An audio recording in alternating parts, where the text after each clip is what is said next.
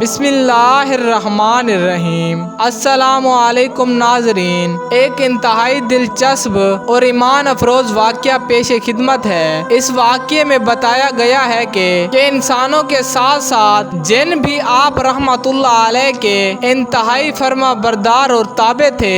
شیخ ابو سعد عبداللہ بن احمد بغدادی سے منقول ہے، جو بغداد میں میری بیٹی جس کا نام فاطمہ تھا ہمارے گھر کی چھت پر چڑھی، جس کو کوئی اٹھا کر لے گیا۔ اس کی عمر اس وقت 12 سال تھی اور وہ غیر شادی شدہ تھی۔ تب میں حضرت عبد القادر جیلانی رحمت اللہ علیہ کی خدمت اقدس میں حاضر ہوا اور اس بات کا ذکر آپ سے کیا۔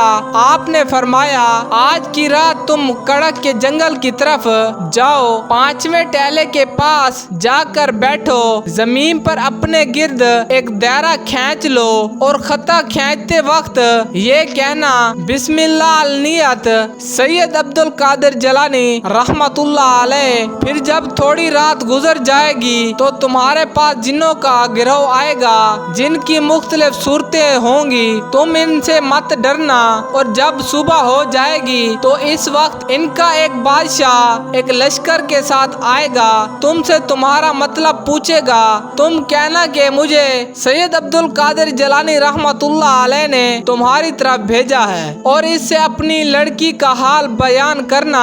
غوث پاک رحمت اللہ علیہ کا حکم سنتے ہی میں وہیں پہنچ گیا اور جیسا آپ نے کہا تھا وہی عمل کیا، اور کچھ دیر کے بعد وہاں کچھ ڈراؤنی شکل والی صورت آئی، لیکن کسی کو بھی جرأت نہ تھی کہ وہ دائرے کو پار کر کے میرے پاس آ جائیں۔ حتیٰ کہ صبح کو بادشاہ گھوڑے پر سوار ہو کر آیا اور دائرے کے قریب آ کر پوچھا، اے شخص تمہاری کیا حاجت ہے؟ تو میں نے کہا، مجھ کو سید عبد القادر جیلانی رحمت اللہ علیہ نے بھیجا ہے۔ تب وہ گھوڑے سے اترا اور زمین پر بوسہ دیا تو دائرے سے باہر بیٹھ گیا اور میرا حال دریافت کیا۔ میں نے اپنی بیٹی کے گم ہونے کا واقعہ بیان کیا۔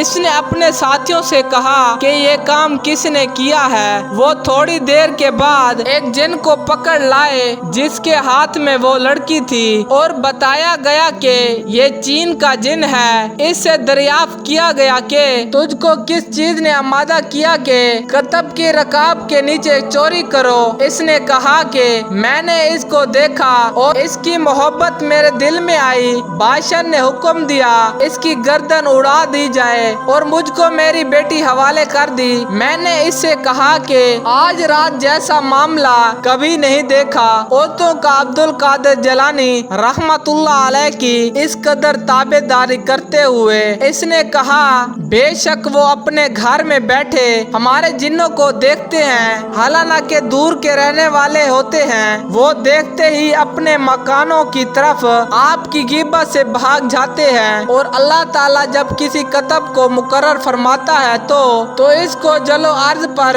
غلبہ دیتا ہے۔ تو محترم ناظرین کرامی، اگر آپ کو یہ واقعہ پسند آیا ہو تو آپ سے گزارش ہے کہ میرے اس یوٹیوب چینل کو سبسکرائب کر دیں اور گھنٹی کے نشان کو دبا دیں تاکہ آپ کو مزید نئی آنے والی ویڈیو کی اطلاع بر وقت ملتی رہے۔ جزاک اللہ۔